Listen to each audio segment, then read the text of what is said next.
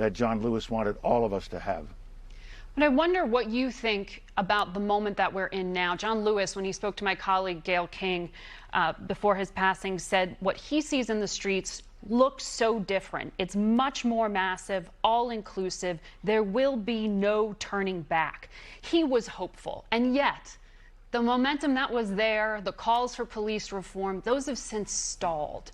Are we at a point in this country where we just can't get out of our own way? We are so divided that we can't get to the place John Lewis saw? No, I don't think we're there. I think we are somewhat divided now, but I think we have to keep moving on.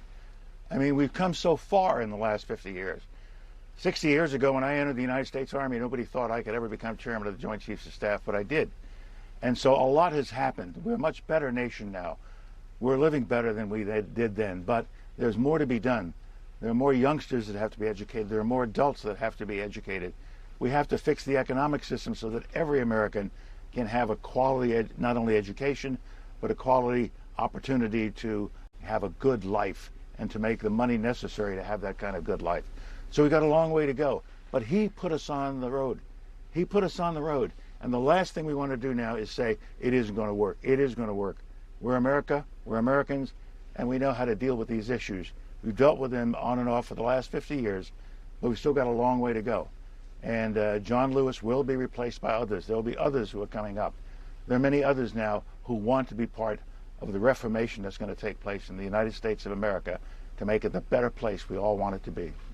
There's a new consciousness about symbols as well as systemic racism. And the current chairman of the Joint Chiefs of Staff, Mark Milley, said this week, the U.S. Army is now 20% black. And he said, young soldiers who serve on bases named after a Confederate general, quote, can be reminded that that general fought for the institution of slavery that may have enslaved one of their ancestors. Do we need to rename these bases? True. It's true. I would rename the bases. We really hadn't thought about it a few years ago, but now with Black Lives Matter and all the issues that are before us, I think it is a good idea to rename the 10 bases in the United States Army that are named after Confederates. You know, I never really thought about it. I went to Fort Benning, Georgia, named after a Confederate, and I did all my training there, but it never really stuck to me that this name should be changed. So I fully support what General Milley's doing. I hope he doesn't get any difficulty with it with the rest of the administration. But I think this is something we should do, and we should do it as quickly as we can. Well, and the Pentagon also decided this week to list flags that can be displayed without actually explicitly banning the Confederate flag. Is that kind of compromise necessary, truly? I mean, should it be more explicit?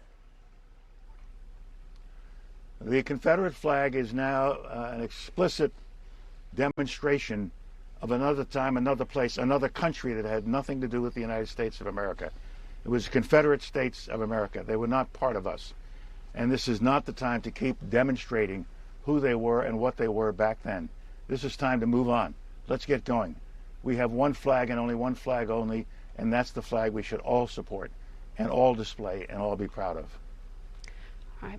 Secretary Powell, always great to have you. Thank you for helping us remember John Lewis. Thank you. We want to go now. He was indeed.